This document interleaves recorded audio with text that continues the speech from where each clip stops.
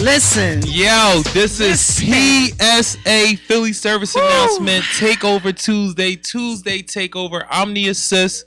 This is my right hand sister, the Queen Nick. Listen. Raw Cannon. Yes. We in the building, yo. We are in and the I'm building. on time. And I've been here since 4:30. And he on time.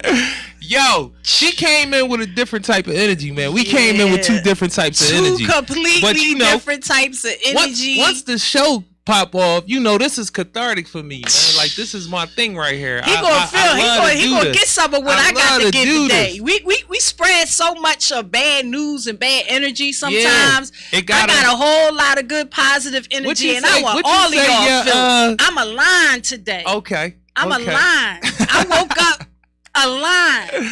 No doubt. Got on the phone with my kid earlier today. She said, today is a day of alignment. It's 2/22/22. Oh, yeah. I said, that's why I'm feeling like this. Damn. That's why I'm feeling the way I'm feeling. Now, how many cannons is it again? Because I like to know that. If people be asking me about that, they be 4. like, what do it mean? It's 4. Okay. See, I done made it like 16 of y'all. I be telling people it's like 10 of them. They a bike gang. Navigating new opportunities nationwide, focusing on real life ideas for everyone. See that? For everyone. And that is back. That was a long time ago. I wish I could remember the exact date, but I can't. I'm sure they'll help me out. But we've been doing this years. I was probably 18, maybe. Yeah, she had it in her from the rip. Listen, been I African. ain't tell y'all how old I am now, but been African. I'm just saying.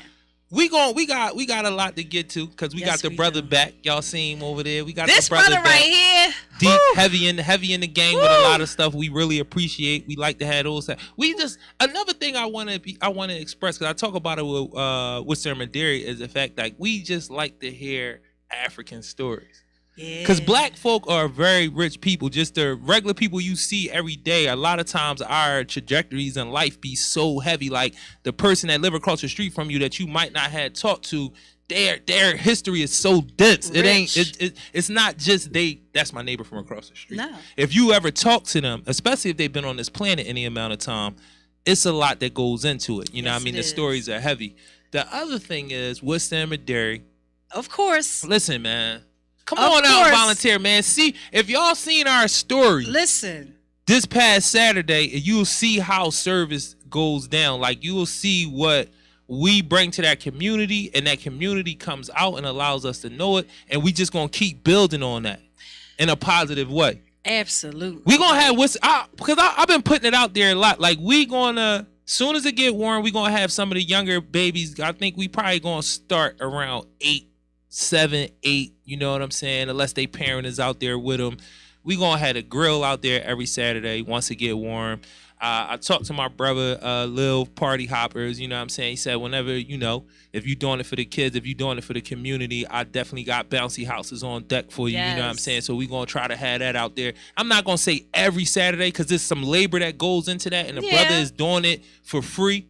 At some point, we do want to I will be able to pay him, but his whole thing is like, it ain't even about that. Like, what y'all doing, let's bring the people out. And if you bring the kids out, you bringing the people out. Exactly. So, and then the kids is out there serving and everything. So it's like, it's a little fun. It's a little play. Y'all get to learn. Y'all get to make some money. Y'all get to have some fun, meet new young men and young women that may turn into friendships that last forever. I would love to be 80 years old with some young folks that was out there, that met out there, that like, yo, we've been rocking since Worcester and Maderi. Like, that's the type of stuff that I live for, you know what I mean, on some real. So we was out there, like, that thing was heavy. You know what I'm saying?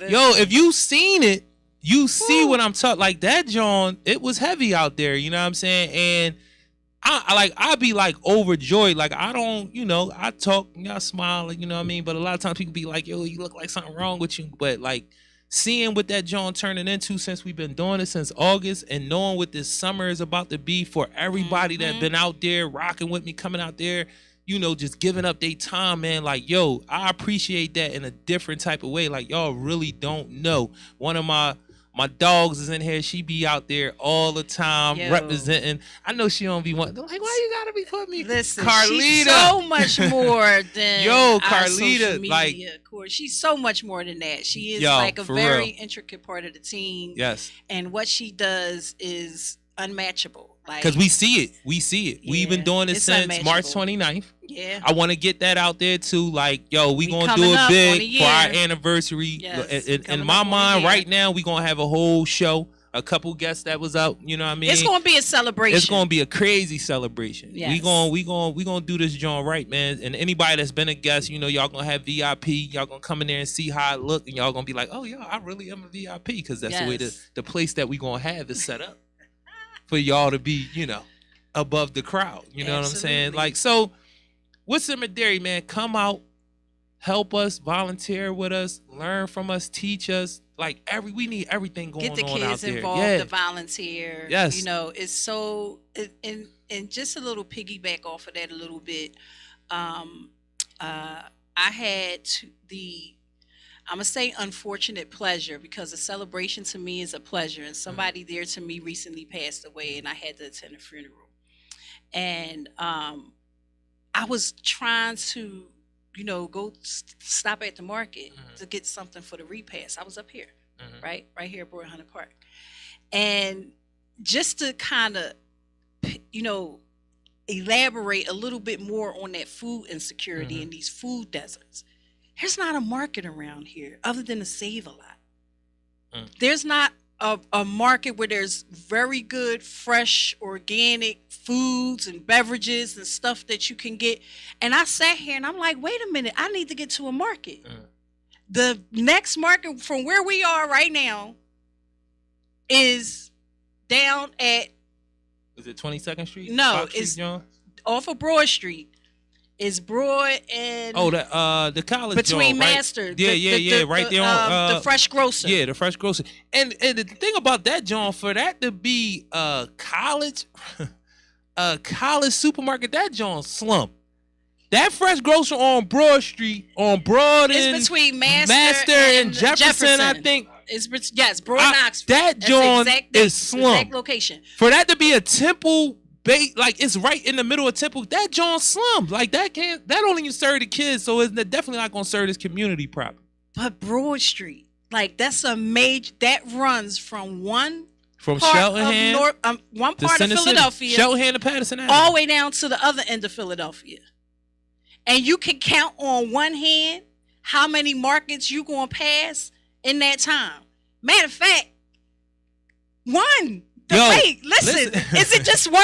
Somebody please tell me. Somebody type in the comments or something. I need to know what other supermarket is on Broad Street. It's an Aldi's on Stenton. Broad and Stenton. Broad and Stenton is right there on Broad and Stenton. Is an Aldi's. Okay. But that's again, still, right. So you go from low Master. Budget. Listen, I don't have nothing against people shopping where they need to shop in order to feed their family and their kids. I'm talking about markets that are, for one, sustainable. Because how long has it been an Aldi? I'm sure it's been probably about 4 or 5 different things before it became an Aldi. Just like the Save-A-Lot that's around here done been about 4 different things before it became a Save-A-Lot. What I don't understand is why, and I'm talking about prominent markets like Fresh Grocer, ShopRite, Acme, Giant, you know, like major markets with a lot of fresh organic foods that you can get. No, we got Aldi's and Save-A-Lots. And this is one of the things that Worcester and Medairy, fresh foods, vegetables, stuff you just can't go to these corner stores. They popping all these corner stores all up around us, but you can't eat good there. Desert. It's not good for you. It's not good. It's like food desert. when you try to get on some healthy shit, that ain't gonna work out. It's not gonna work out. So I just wanted to kind of elaborate a little bit to kind of to let y'all know that this food desert thing is real. It's a real thing. It's real. And we want to connect with other people. Absolutely. That's doing food I was just going to say, I was just going to say that to kind of spread this thing around. I mean, you know, it's listen, one thing always leads to another and another and another. Exactly. So let's push this up and down from one end of Broad Street down to the next. We need to get more fresh, quality foods to feed our family instead of having to go to these corner and the poppy no hating on Aldi's and Save-A-Lots, but come on, y'all know. Let's be real. And then I gotta ask the question of when you get to the other end of Broad Street and you see, like, I'm almost certain it's a Acme down at the other end of Broad, but then you know who lives on the other end of Broad, the South Philly side of Broad. I'm almost certain it's a Acme down there for sure. Like, yeah, on the other end of Broad, it's a it's a little different down there, and they got a lot of stuff right there on Oregon Avenue. It's definitely not a food desert around that area. No, but that's the absolute other end. Of Philadelphia. But it's the last who lived down that end. It's the last end of Philadelphia. You know who lived down that end. You know who live on the south side of Broad, especially down when you get past Snyder Avenue. You know who lived down there. Like, I mean, that's just real rap. But yeah, we ain't gonna spend too much time. Yeah, we ain't gonna spend too much time on it. I'm sorry, I mean no, to take you up needed too much to know time, that. but And it was just y'all know, y'all understand where I woke up today. Yes, I woke up aligned with myself, spiritually, with my universe. Like, I'm feeling good. So I want to see it. I want to share that. I want to share that energy. I went to the gym. Seriously. You know what I'm saying? I went to the yesterday, and I'm going today. I'm going back today. Y'all about to see a new Raw Cannon sitting over here on the other side. Both of us, we about to redefine who we are. I'm reinventing myself. I need the detox. I'm reinventing myself. And I hung with some people. It's only for the better. I hung with some people that listen. Yeah, they like to have a good time. One of those people was in the building. They like, all I'm gonna say is I hang with people that like to have a good time. But before I forget, I always want to show love to Erica Stewart, Social Impact Cafe. I know I was supposed to wear my PSA merch. Yeah, make sure y'all cop them Jones. Y'all see how them Jones sit. Like, them Jones is nice. Assignment today. But I heard her when she said it's mandatory. No doubt. I followed the rules. But I'm a help, not help. I'm a promote another brother that I like what he do, Life Outside the Streets. Y'all probably already seen the video with the same exact hoodie on. You probably can't see it that good right now, but it's Life Outside the Streets. We had the brother here before. His name is Jan McKay. He does treat your trauma. He does, security for neighborhoods. He works at Volks with the kids. Like, he really out here in the neighborhoods, trying to help our people. Point blank. And you don't got a bit too elaborate about it. But these are some of his shirts. You know what I'm saying? I'm going to be out, because he be out at Lou and Choose. So I'm going to take some of our merch out there, you know what I'm saying? And see what it do and all that. But he's a burning boats brother, you know what I'm saying? Y'all learn more about that as we go on, but just keep that in your mind. Burning boats, check that merch out as well. But nice cleanup on aisle 7, by the way. Ain't no doubt. Okay. Ain't no doubt. Let's keep this thing moving. We gonna keep it sliding on to the left. To this brother right here. Did we get everything set up for him the right way? I don't think we did. Hold on. Let me get this mic down, these headphones and all that, because we gotta be able to hear. That executive, he really his presence is missed right now. He did the brother John, but his presence is missed right now. We can't get right without you.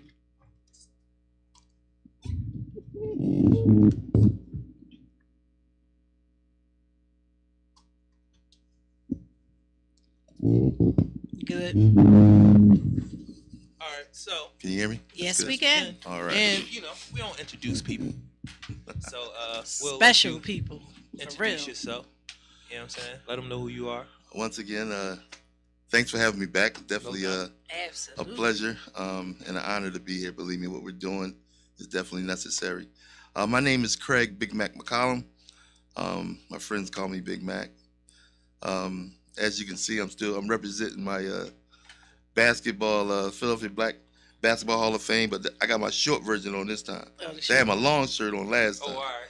So you didn't even know I had the short shirt. Yeah, we gotta see what that merch about. I need some of that. Yeah, so my man Mo Howard, who actually runs it, came to see me when I was sick and blessed me with some gear. One of the things that you guys have called me about is for overall training. It's a company that it's career building for the next generation, and we start with a few different areas. And the main area that we deal in is the dental assistant, cosmetology, hair cutting, and also with the lawn landscaping. That's what we have right now.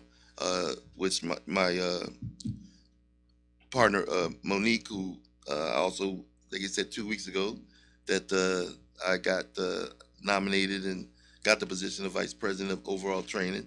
Yeah, so that's Monique my new is position. doing big things. Like, listen, that girl, man.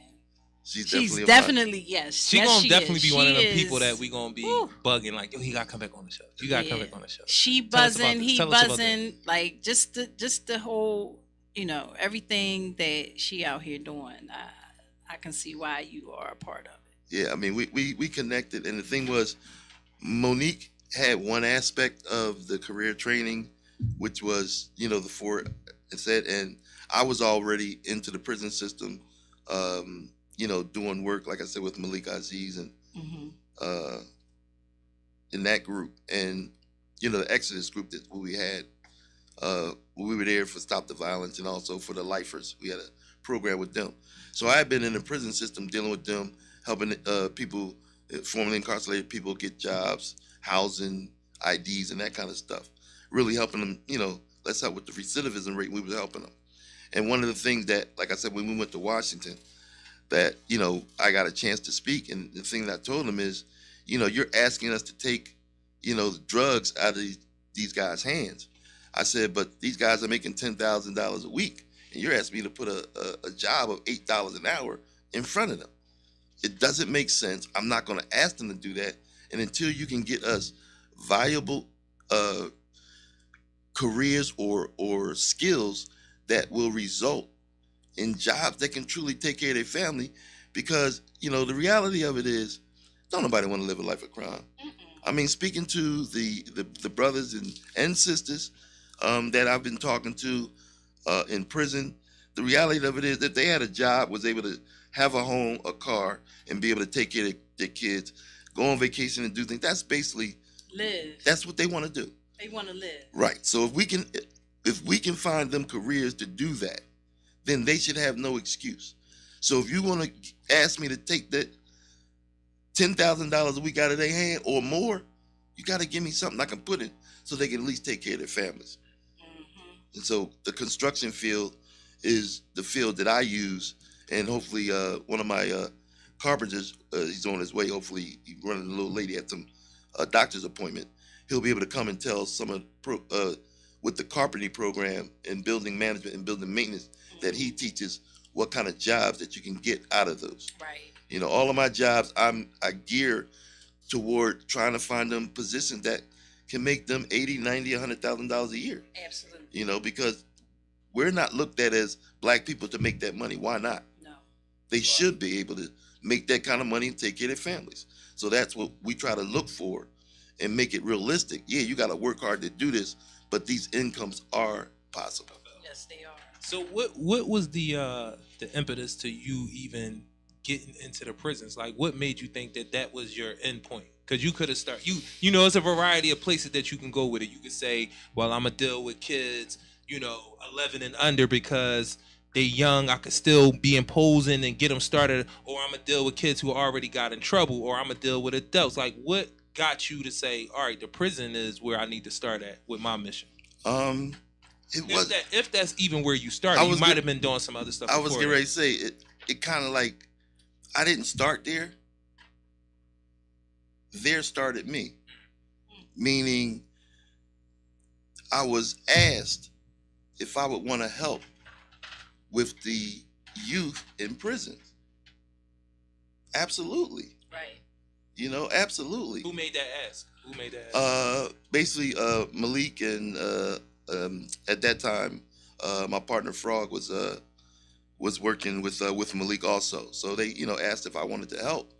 And, I brought a lot to the table. I knew a lot of people, from playing basketball in the city. A lot of people know and respect me. So.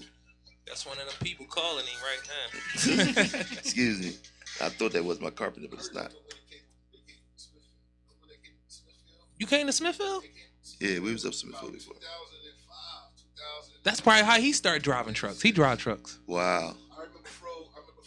Frog? Yeah, Frog. Yeah, that's my cousin. I remember they came up there in like 06, man. Damn, I don't remember that, John. Chester, we was all up there in Bleachers. I remember that. Damn, that's crazy. Smithfield, yo, this is no lie.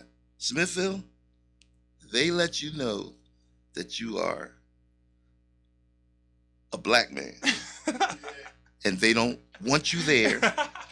They don't care. They walked us with shotguns to the line and said, if y'all turn around or try to go back, you will be shot. That sounds like some life shit. And we're coming there to enlighten them. They didn't want that. They didn't want us coming there giving them no inspiration. Ain't no doubt. You know, they did not want us to do it. They let us know basically with us, they shotguns, we don't want you here. This is real. This is the crazy thing about that. Like the fact that now we put two and two together like that. You know what I'm saying? Like you like, yo, you coming in there benevolent. You know what I'm saying? I'm coming there to help some folks out. They looking at it as an attack on their livelihood.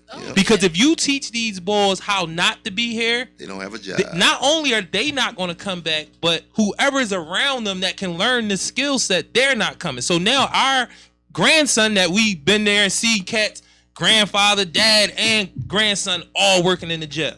You feel what I'm saying? So now you coming in here just like, yo, I'm just trying to help some folks out. Because y'all didn't say only black people can come down there. No. You understand what I'm saying? You know, and like everybody could come down here and learn, but they took it as, nah, you can't enlighten these niggas because then we ain't going to be able to have our son have a job when he come from the military. Or once he get off of meth and we straighten him up, and he can come and get on this, be in this union, so then he can be on meth and still not lose his job. But that's a whole nother situation going on. But when we was young, and even as adults, we don't be putting them pieces together enough, because that would stop us from doing a lot of things. Like, yo, these people are thinking about their progeny. They thinking about we need to be able to employ multiple generations of our people, and y'all are the boxes in the factories that we can come to work to now. You know what I'm saying? We used to joke. I don't know if you remember that joke, but we used to talk about that. Like, yo, we just boxes in a fucking factory. Like, this is a factory. These people coming to work at it. Because that's how they really look at you. That's like, you're an object. You know what I'm saying? You're a parcel. You know what I'm saying? You ain't a person. Exactly. You wearing this brown. You's a box in a factory. You know what I'm saying? So that's a crazy joint for it to be like, yo, why y'all treating me like this? I'm trying to help people. Ain't that what we all supposed to be trying to do? Yeah. They don't really want reform. They don't. They don't really want reform. They do not you want messing reform. up the block. That's they say that's what it's supposed to do. Right. Yeah. But they don't really want that. But that's another thing that blew my mind too. And that's the same thing when I got to this before I left Smithfield too. When they was talking about closing down one of the prisons in the area, it might have been like Rockview or something like that, and people was out there picketing. They had their kids out there and everything about not closing down the jail. Like, this is a real... I'm looking at the news and I'm like, people really out on the road with signs like, don't close this jail down. And I'm like, isn't closing a jail down a sign of progress? Ain't that what we all supposed to be moving towards as Americans? You know what I'm saying? Like, if it's... Exactly. Yeah. That whole town. Exactly. Yes, it How is. many employees in jail? Yeah. Listen, before we get back to that, I got to inform y'all about what the brother is talking about. So when we get locked up, no matter what we were doing, we were an assist to somebody in some way. You were a pillar in some way. If you was selling drugs, that money was taking care of somebody or keeping people from having to take care of somebody. So if you was selling drugs and you was just selfish about it, like, man, I ain't spending, nobody had to worry about taking care of you though. So that kept money from coming off the table, because at the very least, you selling drugs is going to keep you from being a liability to the other people around you, no matter where you live at. Right. If you rob and steal, whatever you doing, however you playing inside the margins. But it's a lot of brothers who actually do take care of their kids, or do take care of grandmom, or do take care of little brother or little sister. However they doing it, we can agree or disagree on however it go, but you were assisting somebody, and you counted on the census. So now when I take you out of this community and send you into mainly Republican communities to rebuild where there used to be coal mines, car factories and all that, like he said, the whole community is crumbling because industry is gone. Right. So we had to create a new industry. Mm-hmm. The new industry was incarcerating people. Prison. So we send that factory into these communities, these white rural communities who are crumbling. And this is the funny thing about them. Initially, whenever these prisons come, they fight tooth and nail. We don't want them here. They're going to escape. And it's that all this goofy nut shit. And that's the reason why it blew my mind when I see a prison get closed down. And then now y'all out picking and saying, don't close the prison. Whatever you have to do. Because that's what the sign is saying. Mm-hmm. And they got their kids with them. Whatever you have to do to keep this prison open, do it. You know what I'm saying?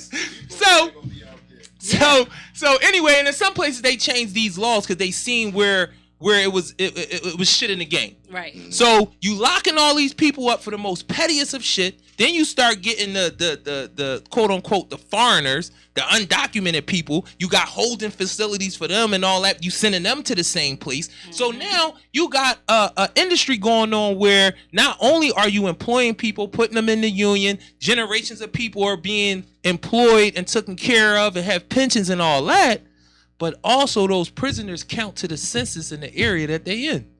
So now instead of you having 10,000 people on your census, you got 15,000 people on your census. So that means more funding comes from the federal government because you have more people. But that 15,000 worth of the 15,000 people, the funding that you get for 15,000 is only serving the 10,000 people that's in this community. Absolutely. So now y'all got a surplus. Yep. But then the other thing that happens, if you have enough people, you could start playing with your district. You could get another representative because you have more people. Yeah. So now instead of having one representative in Harrisburg representing this county or wherever we at, you got two. So you got two people fighting for laws, for all types of legislation that benefits this particular community. Yes. While in our community, it's just a hole left. Yep. It's just that he's just missing. Somebody's missing. So that's the game. It's a big hole though. That's the game that's still being played, but Absolutely. You got people that's hip to it because in capitalism every so often we gotta reshape how the game is played. It's still gonna have the same outcomes because in capitalism you have to have a baked-in underclass. You have to have an exploited class in order for capitalism. Read about it. I'm not making this up. It has to. Read any economics book. Read about capitalism. Yeah. You have to have a baked-in underclass in order for capitalism to work. In order for it to work. And y'all know who the baked-in underclass is, right? Mm-hmm. Us. So I'm going to leave it at that. Y'all could just go read a book that can break that down for y'all superbly. Is a brother that figured it out about himself in jail. The name of the book is Why So Many Black Men in Prison. It's an easy book to remember. His last name is Booth. I don't remember the brother's first name, but the name of the book is Why So Many Black Men in Prison. And he will break down that political aspect of it to the T. And he learned it in a federal prison. Because he was wondering, how did I get here? Yep. And that's where it took him. That asking that question took him there, and he explained that whole thing. And it's a real thing. So we got another brother in here. Slid on in this joint. Yeah. An important, and from what we were told, you are important. So we don't introduce anybody, so you could swing the mic over real quick, and let everybody. Do we have the other mics in here? And let everybody know who you are, man. What you do. Real quick, I'm gonna help him out a little bit, just a little bit. Okay. This is a young fella who grew up in the neighborhood. Mm-hmm. His actually first job that I remember him from was actually doing the books from the basketball games. He was the one that kept the score. And Carl went on to get the skill of carpenter. He also went to school also to get his building management and building maintenance certification. So I want him to tell you about our training program and what jobs you'll be able to do by going through a training course that we have through Carl in our carpentry department. Man, it's my first time doing this, right? It sounds like he's set you up really good, though. It sounded like he set you up. I did not get this phone call until about 3:30 this afternoon. Yeah, we like to get them right out there. Spur the moment. I mean, first time, first go around, but I'm going to make this simple and plain for y'all. You know, as a youth, like he said, you know, I was just very energetic. I wanted to know. Tell me your name. Carl. Though you are. You talking to Carl. All right. You know, I would go up, watch my old heads play basketball tournaments, you know, talk to them. Got a lot of their love, their heart. You know what I'm saying? I could see a senior citizen disrespect a young man or a young lady. And then they say, oh, they don't have respect. And I'll tell that old lady and that old man, to get respect, you must give it. Just because you're a senior citizen, don't mean you automatically get respect. That's where it started at first, okay? Because you got to go up and come down. And that's what we don't have in this city. I watch the news, not because I want to see the drama, just because I want to know which areas to avoid, period. Okay? Like my daughter say, capital T on the end. Period. All right? It don't make sense out here, y'all. It really don't. I'm speaking from my heart. He snatched me off the streets. You know, coming from work, coming from doctor's appointments, you know, he snatched me off the streets. I'm here. I'm talking. I want to be home. I did a 3 to 11 last night, turned around, did a 7 to 3, and then went to doctor's appointments. I haven't been home yet. Damn near 48 hours. But this is what life is about if you really want what you want. Don't talk about it, be about it. That's what y'all all say out there in them streets, right? Don't talk about it, be about it. All right, well, where is it at then? I watch the little skits when I get up 2 o'clock in the morning to do paperwork. I watch the little skits on my phone, Facebook, about the cop brutality. If some of y'all just shut up and exercise your right, because you don't have to get all upset. You don't have to get all hyper. That's what they're scared of from number one. You're giving them what they know you're going to do. Now, I done turned this whole skit into me educating y'all about what I see on the TV, what I know in life, because I am that dude that's been out there. But my number one priority, and Mr. McCullum will tell you, always been my education. Care what I did on the street. Don't nobody know about that. Not even him or nobody else. That's my business. Right. But I'll tell you this. They all know one thing about Carl, especially when it comes to his daughter, his grandchildren now. Education comes first. You got to educate yourself to build yourself. If you don't educate yourself, how can you build yourself? You don't know what to do. You don't know how to do it, where to start, nothing. I educated myself watching old heads that I called uncles, even though they now in the grave because of this COVID. I called them uncles, master plumbers, master electricians. Some of them still exist, and I still call them uncle because I go to them. I don't go outside the box. They taught me, I now pay them. And that's how easy and simple it is to keep it right there in that one little square. They taught me, not even knowing I had an interest in it. But they was teaching me. I went to Job Corps, Chesapeake Job Corps. Yo, what's up, y'all? You know what I'm saying? Graduates 89. You know what I'm saying? You know? That's where I really went from a novice to someone who was interested. Came home, started doing my thing, building houses from the foundation up. Okay, cool. I'm really digging this. You know, turning dirt into $1 million mansions. Like, come on. Yeah, I became interested. Because I can now build my own if I want to. All I got to do is go buy the land and have the money to just do what they got to do. Do the foundation. That's the concrete for y'all that want to know. That's what holds your whole house up. That's the beginning, the foundation. Then you go to the carpentry, the framing. That's where I make it look pretty. I give you every room you want, the dimension you want it, which is the size.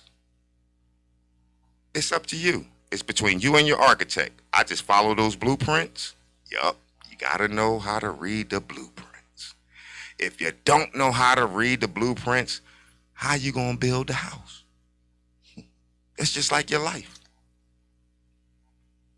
You build your life around a blueprint, right? Okay, building a house is the same way.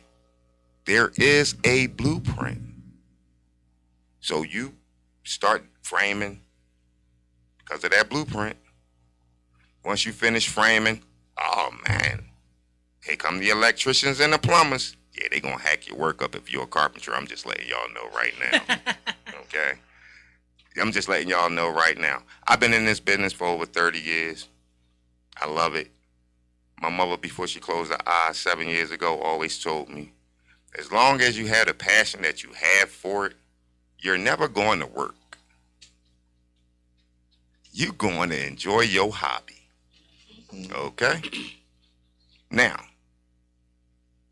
I'm trying to tell you, if any old folks out there, you know what I just said to you. If you enjoy walking out your front door, doing what you do every day, it might work your nerves, shit. It worked my nerves today. What the hell? But if you enjoy it, because you still go, you're not going to work. You're going to enjoy your hobby. Yeah. Look, it's my first time, y'all. I'm enjoying this shit. And make money off of it. My bad. No, you good. We like that because it's a few things that I take from it, and we try to pass that information around as much as possible. You know what I'm saying? The respect thing is major. Yes. But even before respect is like what you said about the education. You have to be taught what that is. Yes. Everybody don't know what respect is. Everybody don't know what reciprocity is. Because that's what respect is. Everybody don't know what that is. So you have to be taught that.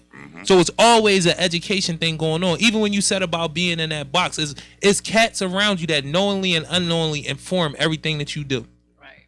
Absolutely correct. You feel what I'm saying? Yes, I do. And if we take that opportunity to know that as adults, as older folks, now we need to be more purposeful in making sure that we inform you. Not get it off of, from osmosis because you around me.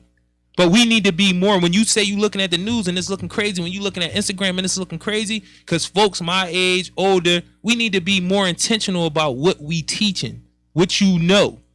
Teaching about respect. Teaching what your skill set is. You feel what I'm saying? So I it's so much in what you said, like you like, yo, it was a lot in there. You know what I'm saying? Loving what you do. That's another learning process. Yes, you need to don't do the what is it? The what they tell everybody they should do. Don't be the stereotypical dude like I gotta play ball. I gotta, I gotta be a rapper. Take that time to look into stuff, man. You might want to fly planes. You understand what I'm saying? That might be the thing that make you love doing it. You want to get it's out there, and that's where the education piece comes in again. Now here you go with this one. I don't mean to cut you off. No, do your thing. You had two, I'm not calling them African American women because, as far as I know, he never been to Africa. Two black women that won in the bobsled. First and second, gold and silver. Go ahead, y'all. You know what I mean? I don't know the young girl name. First black woman to win in speed skating. Speed skating? Who's speed skating? I don't even know what that is. Who watching the Winter Olympics? Me. Carl. They was talking about the Winter Olympics. They was just talking about the Winter Olympics. Carl, you know what I'm saying? But the thing about that is it's so much out here to inform yourself about. Exactly. That's the real point that I'm taking from that. It's so much that they won those gold medals because they somehow, some way, they informed themselves about bobsledding, about speed skating, and found out it was something that they can do that they would love, and now they reached the pinnacle of that. Right. You feel what I'm saying? So that's the main thing about what overall training is doing is that training part. Yeah, is that training part, making sure that these young folks that come through there are being trained are being informed about something. Now, that's a nice little 1-2 word you just said. young folks come. Okay, how we get them to come? Now, this is my thing. You can do what you can do for the ones that do come, but the ones that don't come, damn sure outweigh the ones that do. Yeah. So how do we keep the ones that come away from the millions that stay away? How do we do that? We're only but so many adults that's willing to try to snatch, but they outweigh us too. I think one of the things is having something like this is number one, that we're giving them information and starting a program such as overall training. What happens is we get to be successful. And to me, success is the greatest reward, because now when they see you being successful in your program, and now the outcomes are the youth that are being certified by your program are now being able to take care of their families.